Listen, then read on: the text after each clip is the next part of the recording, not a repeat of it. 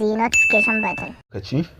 A wannan channel namu mai albarka, yau insha Allah za mu gabatar da bayani ko kuma bidiyo kan abin da ake bukata yayin gabatar da bude website. So kafin mu je ga yin bayani akan shi website din, ga wanda yake so a tallata channel dinsa a wannan shafin namu, da zai je shafinmu na Facebook mai suna Arewa Teach kamar yadda yake haka. Zai tura mana da sakon bukatan cewa yana so a tallata shafinsa, wanda mu kuma za mu faɗa mar dokoki da kuma tsarukan da aka shirya yayin karɓar channel din nasa kafin a tallata ta kenan. Sannan ga wayanda kuma ba su like na wannan shafin namu ba, muna roƙon su da su yi like na wannan shafi namu, wanda a cikinsa mukan gabatar da bayani kafin mu ɗaura shi a YouTube. Sannan mukan ba da dama ga wanda suke da tambayoyi za su yi mana ta wannan shafin, wanda insha Allah muna da amsa za mu sanar da su. So yanzu bari mu je kai tsaye ga gabatar da shi tutorial din. Kafin mu je kai tsaye ga bayanin, akwai buƙatar mu yi bayani akan menene shi website din. In zaka tambaye ni menene website, zan ce ma website wani waje ne da akan ba wa mutane dama domin su ɗaura bayani ko kuma su ɗaura wani labari wanda ya danganci rayuwarsu, ko kuma su dinga baza labari, wato labarai irin na rahotanni, labarai irin na duniya, ko kuma labarai na karatu irin na Hausa Nobel, ko kuma in ce wani waje ne da akan ba wa mutane dama su ɗaura bidiyo ko kuma su ɗaura audio ko kuma su ɗaura wasu document nasu ko kuma wani application da ya haka. So dukan wannan abin za a iya kiransa, ko kuma wajen da zaka ɗaura wannan abin za a iya kiransa da suna website. Kamar yadda yake, bari mu je ga misalin menene website din domin mu ga kalansa da kuma irin cikin shi. Kasancewar Arewa Teach tana da website nata, bari mu yi misali da shi na Arewa Teach din. So gashi kamar nan wajen, bari mu bude shi, bari ya karasa budewa sai mu yi bayanin yadda kowa zai fahimci menene website da kuma amfaninsa da kuma fa'idodinsa. So kamar yadda muke gani a shi wannan website din na Arewa Teach, an kirkire shi ne misali domin ba da bayani ko kuma ilimi wanda ya danganci waya da kwamfuta kamar yadda muke gani. So wannan kenan, kun ga wannan shi yana nuna cewa kamar wannan wani makaranta ne da aka bude wanda mutane za su yi amfani da ilimin da ake sawa a ciki. So kamar misali, idan muka je kuma ga shafi na BBC Hausa, bari mu yi sacin BBC Hausa, wanda shi kuma za mu ga website ne wanda aka kirkira domin zuba labarurruka zalla, wato labarurrukan da suka danganci Kano da labarurrukan da suka danganci duniya da wasu abubuwa makamantan haka. Sannan idan muka dan faɗaɗa abin, za mu ga su BBC Hausan kamar sukan ba da dama ko kuma sukan ɗaura bidiyo a shi shafinsu na wato na BBC din. Wato a shafinsu na shafin nasu kenan, kamar yadda muke gani a nan wajen, wa'annan duk bidiyoyi ne. Sannan sukan ɗaura audio a shi wannan website din nasu. So ire-iren wa'annan su ake kira da suna website. Kuma a wannan tutorial insha Allah muna da ƙwarin gwiwa 100% cewa za mu koyar da kowa ya fahimci yadda zai kirkiri website ɗinsa, ko da misali bai kasance ya zama kamar na BBC Hausa ba, a misali a tsaruwa da kuma karbuwa. To insha Allah kai ma za ka kirkiri naka website din wanda za ka iya sa labarai ko kuma ka sa wasu abubuwa da suka dangance ka, misali bidiyo ko hotuna ko wasu saututtuka. Insha Allah za mu yi bayani. So kafin mu je ga yin bayani yadda ake kirkiran shi website din, na farko akwai abubuwan da ake bukata wajen gabatar da shi wato kirkiran website din. Abun na farko wanda shine ya zama dole yayin gabatar da kirkirar website shine waya ko kuma in ce kwamfuta, wanda kowa ko kuma dukan wanda zai ga wannan bidiyon dole ne ya kasance na da waya ko kwamfuta. Kun ga kenan mun tsallake mataki na farko. Sai mataki na biyu, wanda shi ne dole ya kasance akwai data a wayanka ko kuma a kwamfutanka, wanda shine mataki na biyu. Sai kuma mataki na uku, wanda shine kamar jigo ko kuma ran shirin ko kuma ran tutorial din da zamu gabatar din, wato shi wannan abu shine mai matukar amfani wajen kirkirar website, shine wato Gmail. ko kuma in ce email. Idan na ce email address ya hada da yahoo mail da rocket mail da gmail da wasu abubuwa ne makamantan duk irin wannan abubuwan. To amma yayin gabatar da kirkirar website abin da aka fi bukata shine an fi bukatan wato gmail.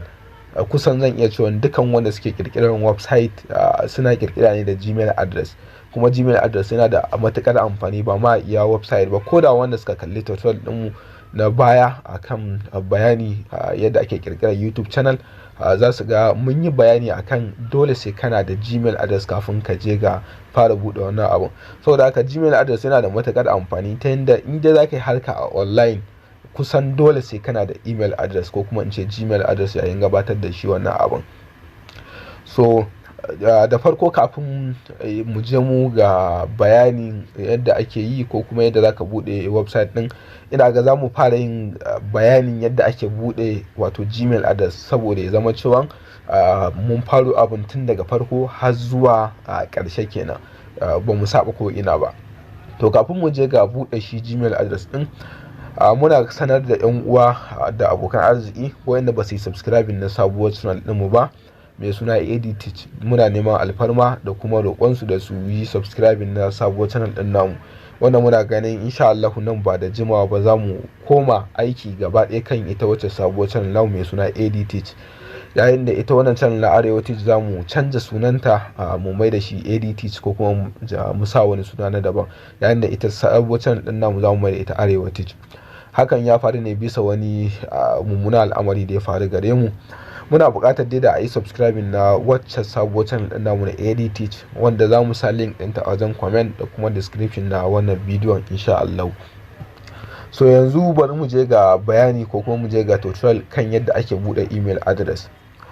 A yadda ake buɗe email address akwai hanyoyin da ake bi wajen buɗe email address, wanda ba sai lallai ka yi amfani da number waya ba, ko kuma akwai yadda za ka yi dole sai ka yi amfani da number waya. Sannan za ka iya yin amfani ta opera, za kuma ka iya amfani ta kan wayarka. Amma dai bari mu je mu kai tsaye ga yin amfani da opera mini domin shine zai fi mana sauki ko kuma shine zai fi taimaka mana wajen gabatar da shi wannan tutorial din. Da farko za ka buɗe operan ka kamar yadda yake anan, za ka yi selecting na new tab kamar yadda yake anan, za ka yi searching na gmail. In kai searching na gmail sai ka rubuta sign off kamar yadda yake anan, wato kana buƙatar da ka yi sabuwar register kenan, sai ka taɓa searching wanda in ya taɓa searching shine zai kawo ka nan wajen. Daga nan gashi create your Google account, wanda shi za mu taɓa domin mu creating na sabon account ɗin, wanda daga nan za a buƙaci da mu shigar da suna, wato sunanmu da muke aiki da shi a makaranta da kuma masana'antu. Saboda haka bari mu rubuta Arewa Teach. Misali fa kai sunanka da ya kasance Isa ko kuma Musa, to za ka rubuta Musa a nan, sai daga nan za ka zo ka rubuta sunan mahaifi, misali Arewa Teach. Misali wannan shine suna na Arewa, wannan shine sunan mahaifi na Teach, wanda kana shigarwa automatic su Google din za su ce sun baka zaɓi ga wannan suna na Arewa Teach Arewa 88, wanda in bai ma ba za ka iya canjawa ka zaɓi wanda sunan da ya ma a nan wajen, wanda shine za ka yi aiki da shi, wanda za ka ji ana kiran mutum misali, wanda za ka ji ana cewa kadara cewa wannan Teach Arewa 88 za ka ji an ce a gmail.com, wanda shi haka shine yake nuna cewa wannan shine address ɗinka wanda za a same ka wato a gmail ɗinka kenan. So bayan ka zaɓa, daga nan za ka zo ka shigar da password. Wajen shigar da password ɗin dole ne ka yi amfani da password mai tsauri, wanda ba zai ba wa mutane dama ko kuma sauƙin fahimtar password ɗin naka ba, wato ka shigar da nambobi da kuma alphabetically, wanda hakan shine zai sa password ɗin naka ya tsauri. Yanzu bari mu sa password ɗin.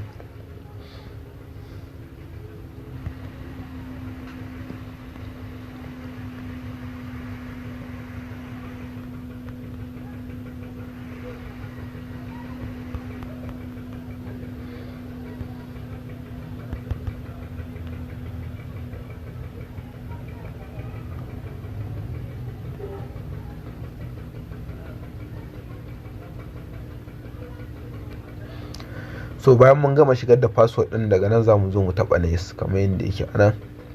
Wannan muka taɓa next shine zai kai mu ga mataki na gaba, wato wajen da za mu shigar da number wayar mu. A nan dole ne mu shigar da number wayar da take aiki, saboda haka bari mu shigar da number wayar da take aiki, saboda za a turo da wani sako na OTP wanda shine zaka shigar da shi a gun nan, wanda farin dauko number.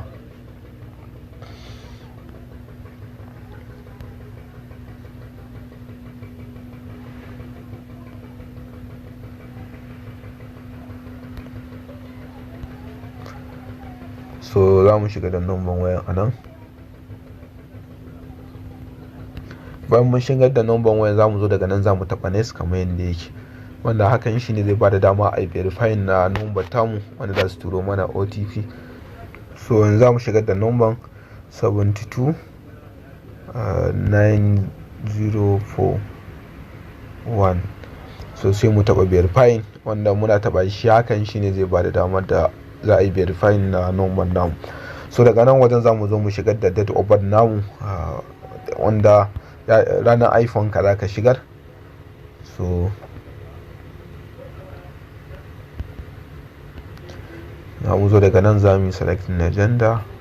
So bayan mun gama shigar da date of birth namu, za mu zo mu taɓa next kamar yadda yake a nan wajen, wanda hakan shi ne zai bada dama da za a kawo mu nan wajen. Daga nan za mu taɓa yes I am in, wanda shine zai kai mu ga asalin wato homepage ko kuma gida. Sai mu zo daga ƙasan nan mu taɓa gida, wanda yanzu hakan shine yake nuna cewa mun bude Gmail address, wanda da shine za mu yi aiki wajen wato kirkirar shi wannan website din. Bari ya karasa budewa.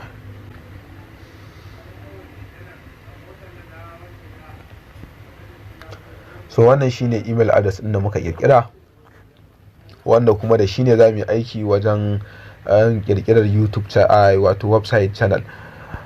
Saboda haka kuma ta wannan hanyar ne zaka samu damar da zaka kirkiri YouTube wato Gmail address ko da baka da shi. Subscribe please and press the notification button.